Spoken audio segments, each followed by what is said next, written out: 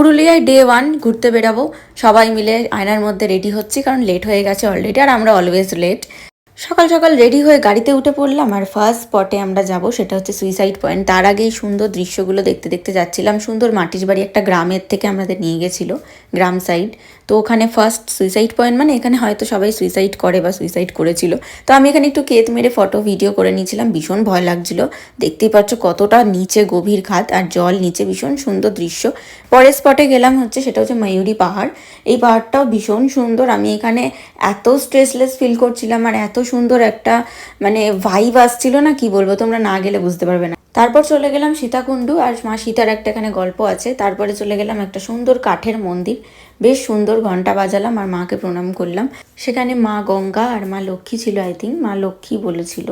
তো তারপরে আমরা নাচতে নাচতে কিন্তু আবার হোটেলে পৌঁছালাম। আর ডে 2 দেখার জন্য অবশ্যই চ্যানেলটা সাবস্ক্রাইব করো। টাটা।